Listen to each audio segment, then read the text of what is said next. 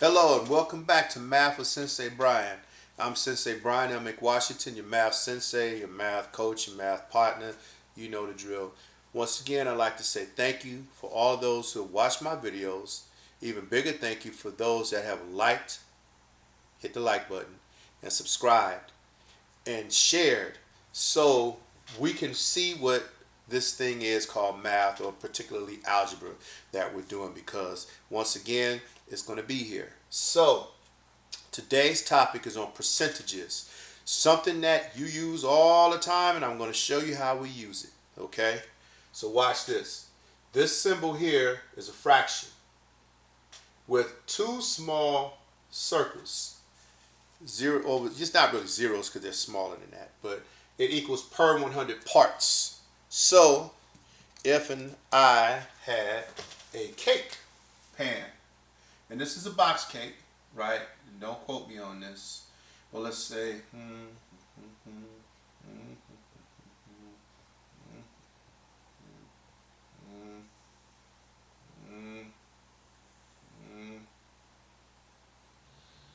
that's kind of large, but let's just say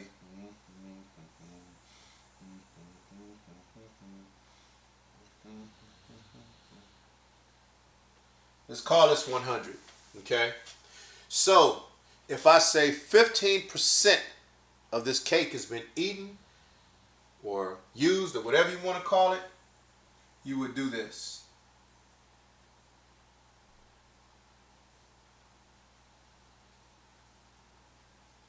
That's 15 out of 100 pieces of that cake is gone, or 15% per 100. Okay. Well, what do we mean by that? What does that actually mean? Well, I'm going to give you examples, as I always do, of something you should be very familiar with when it comes to this. So, what is this? Battery. Yes, a battery. Now, I'm pretty sure almost everyone watching this, especially if you live in the United States, has a cell phone or a computer, or has access to a cell phone or a computer, or even a video game. Okay? And you can see that this battery, right, represents 100%. So if I broke this down, let me say 100% equals full.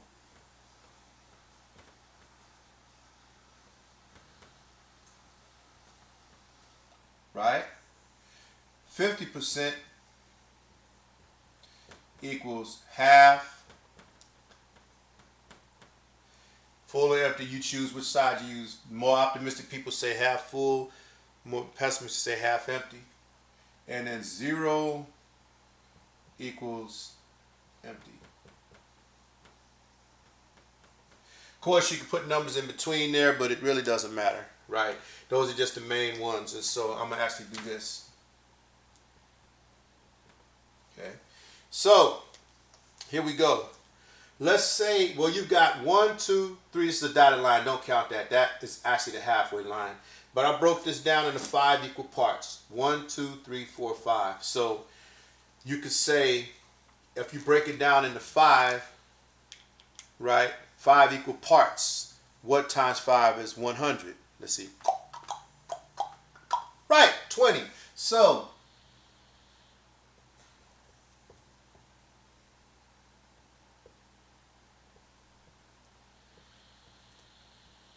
alrighty then. So each one of these lines, main lines, represents 20%. So guess what? If I shade this in, right, you got 20% left, right? So 20% you've used, but what do you have left? So that's kind of easy to figure out. You could just go 100 minus 20% equals what, 80? So now you're sitting at 80% full when you're at this line here. Okay? See how easy that is? That's just adding percentages. That's adding percentages is real simple. Adding, subtracting is very simple, right? Now, what we want to learn to do is really see how this works, okay? And I'm going to dig into this while I talk to you. Alrighty.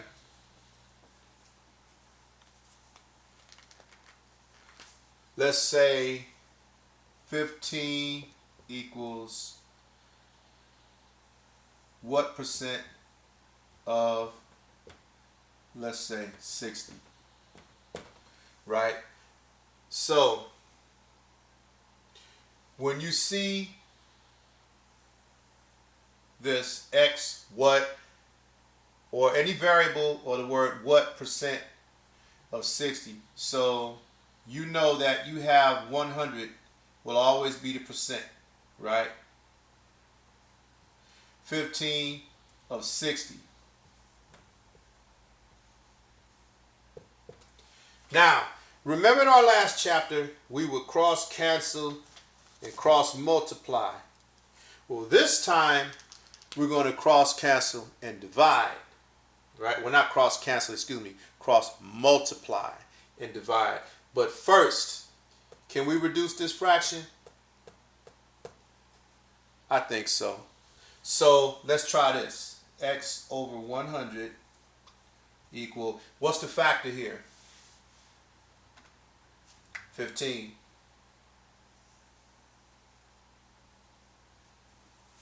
Right? Now, because 15 goes into itself one time, 15 goes into 64 times. You cross multiply. 1 times 100 is 100 divided by 4. So it's 1 times 100 divided by 4. So it equals 100 divided by 4. What times 4 is 100? So the answer is actually 25%, or 25 over 100, or 0.25. There you go. That's how it's written. So what we did, I reduced this fraction, because you can reduce, no law saying you cannot. You reduce the fraction, if you can. Multiply the top number times the opposing cross number, and then divide by what's left. I'll give you another scenario. That's cross multiplying and dividing. I figure since you already know how to cross multiply, percentages would be the next step. Let's say, let's say, see what percent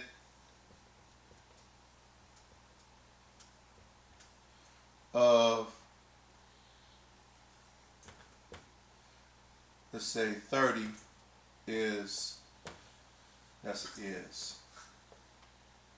12, right? So what percent of 30 is 12? So once again,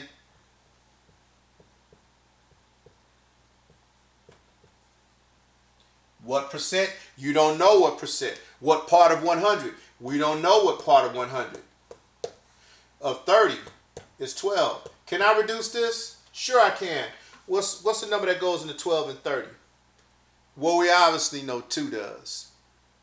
We know 3 does. Well, how about 6? Okay. 6 goes into 12 twice. 6 goes into 30 how many times? 5. Now that makes it a little bit easier, doesn't it?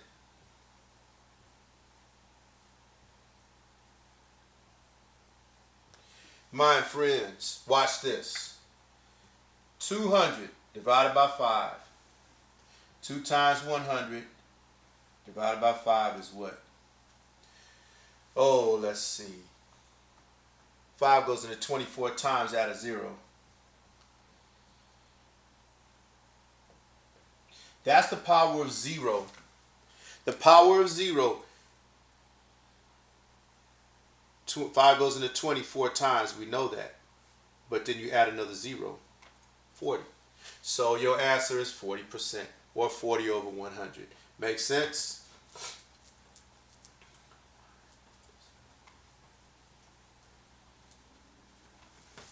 Let's see.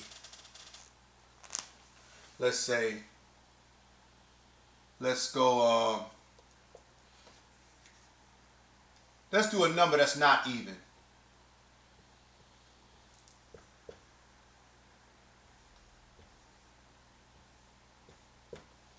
right?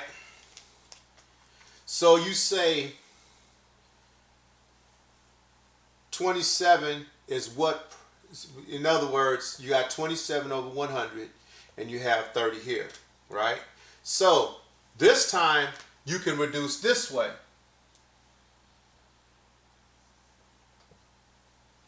Make it a little bit easier, right? 3 times 10 is still cross multiply. 3 times 10 is 30 divided by 27.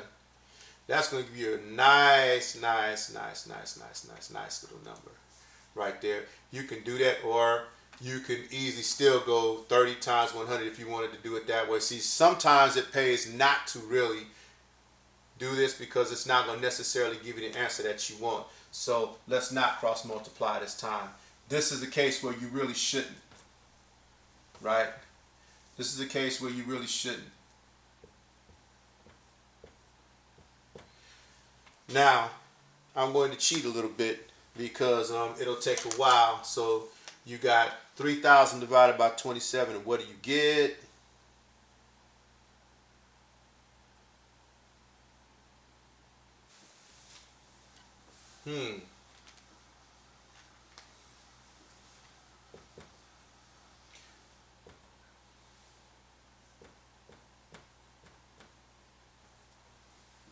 That's your answer. And that's not a percentage, okay?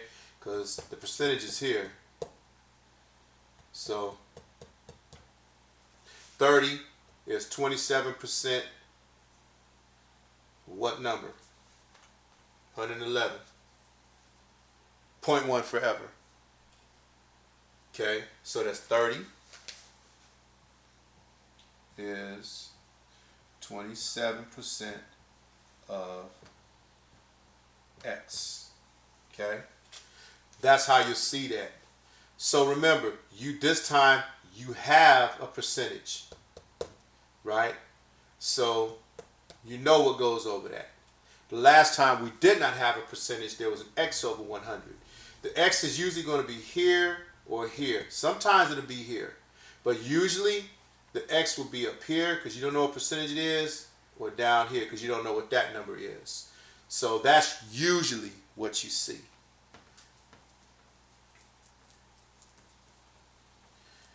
The most important thing recently, I think percentages came in handy for, was voting.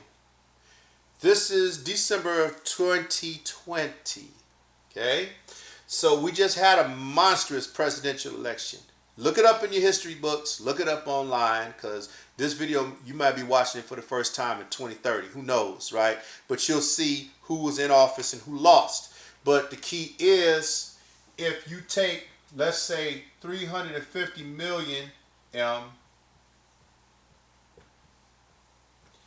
Americans, and let's just for kicks and giggles say all of them voted, right? You could say, well, 54% voted for candidate A. 49, no, that's not going to work. Let's just say 40% voted for candidate B, right? That's 94%, and 6% voted for candidate C, right? You figure out, which one they are, but the idea is you can break this number down into this, right? What's 54% of 350 million? Well, I know 54% of 350 million. So you would say 350 million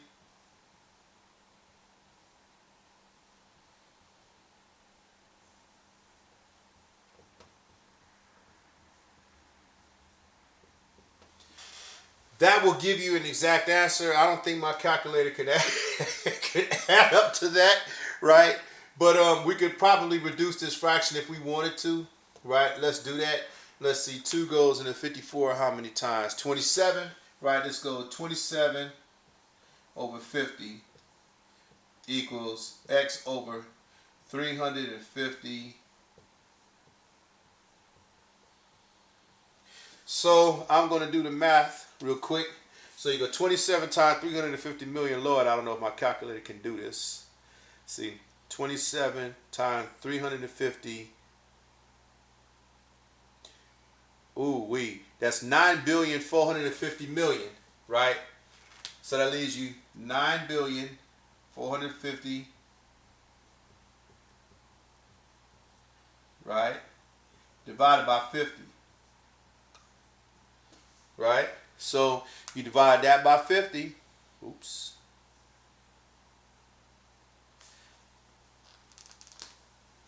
Equals 189 mil.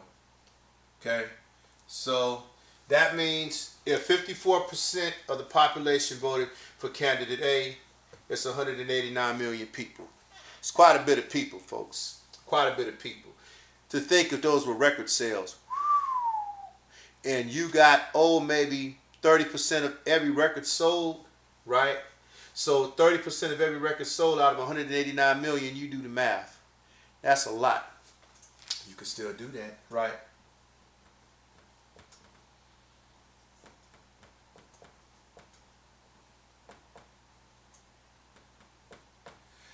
You do the math.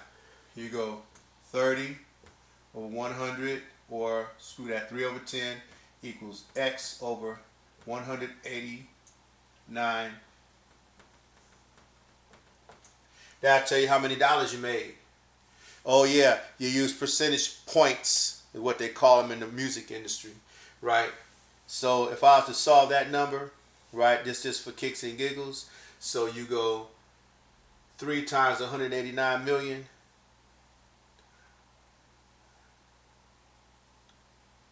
equals 567 million.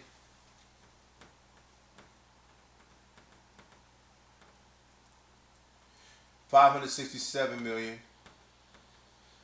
divided by 10.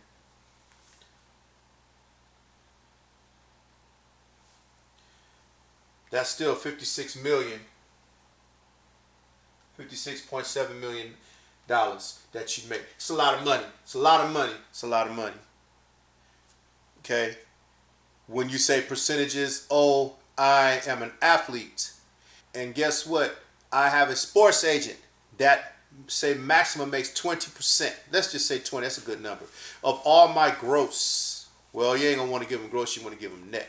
It's because the government wants to get theirs first. Say, you pay this person after what you have left from the government. So if your agent makes 15% of what you make, or 20% of what you make, well, you can just say if you make $3 million, he's getting 20% of that.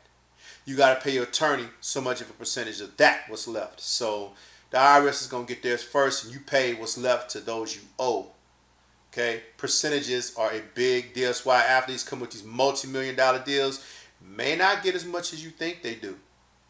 Because guess what? If you make a certain amount, our friend called Uncle Sam is going to take his percentage, and that table varies. So, but you can see the importance of percentages. I hope I didn't confuse you, but this subject, oh God, there's so many applications. But if you have any questions, please leave comments. Okay? As you can see, percentages, I can't stress it enough. You need to know these.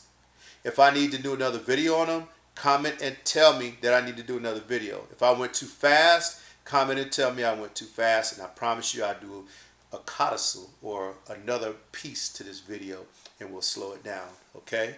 God bless you. Please be kind to one another. Love one another. Love is a big word, but it's such a small word. Hard to say, but it means so much. I love you. God bless you. Next time.